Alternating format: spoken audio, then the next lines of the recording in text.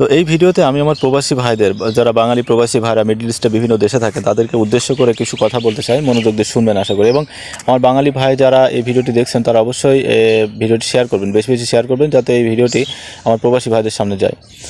তো বাংলাদেশি প্রবাসী ভাই যারা মিডল ইস্টে বিভিন্ন দেশে থাকেন, সৌদি আরব, কুয়েত, বাহরাইন, তারপরে আপনার ওমান, বিভিন্ন দেশে, কাতার, এইসব দেশে যারা থাকেন তারা দেখছেন যে ইরান কিন্তু তাদের বিভিন্ন ধরনের ক্ষেপণাস্ত্র যুক্তরাষ্ট্রের এই ঘাঁটিতে নিক্ষেপ করে তারা মারছে। তো যার কারণেই যারা ঘাঁটির আশেপাশে আছেন, যেসব বিদেশি ভাইরা বা আমাদের এই প্রবাসী ভাইরা যারা আছেন, তারা বিভিন্নভাবে আহত হচ্ছেন এবং বিভিন্নভাবে তারা ভয়গ্রস্ততার ভিতর দিয়ে দিন কাটাচ্ছেন।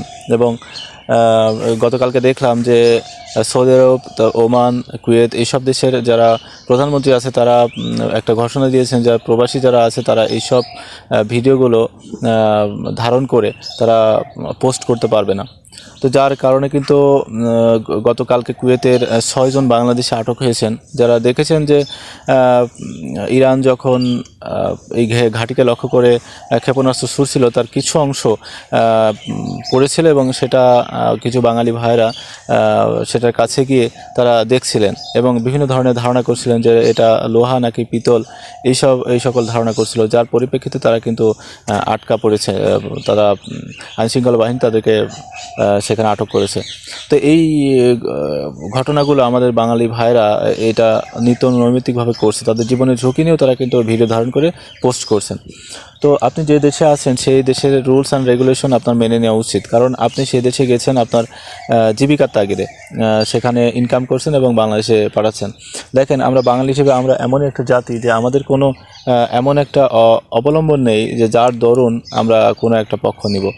দেখেন, আমাদের সামরিক যে বাহিনী সেটা অত্যন্ত দুর্বল এবং আমাদের যে অত্যাধুনিক অস্ত্র যদি বলেন, সেই অস্ত্র কিন্তু আমাদের নাই যে যার দরুন আমরা একটা দেশের পক্ষ নেব।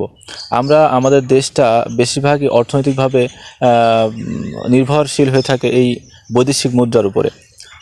এই যে আপনারা প্রবাসী যারা আছেন তাদের উপরে, আপনাদের রেমিটেন্সের উপরে নির্ভর করে কিন্তু এই বাংলাদেশটার অর্থনৈতিক প্রবৃদ্ধি সাধন হয়।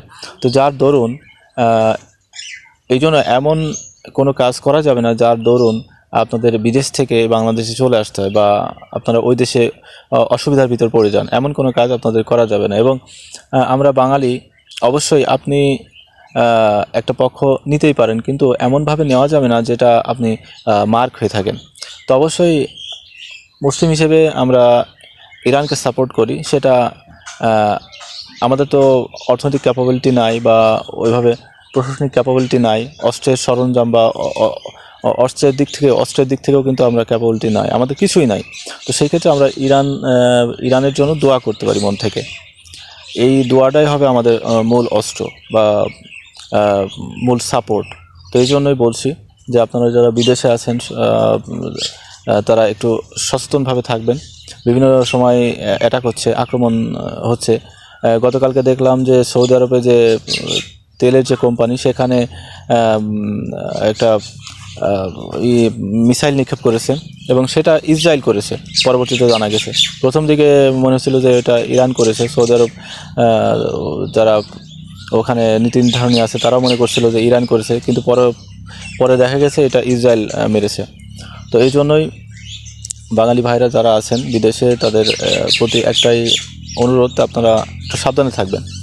এবং যেহেতু জীবিকার তাগিদে গেছেন, এমন কোনো কাজ করা যাবে না যাতে আপনাকে আবার বাংলাদেশে পাঠিয়ে দেওয়া হয় বা ওখানে আটক করে রেখে দেওয়া হয়।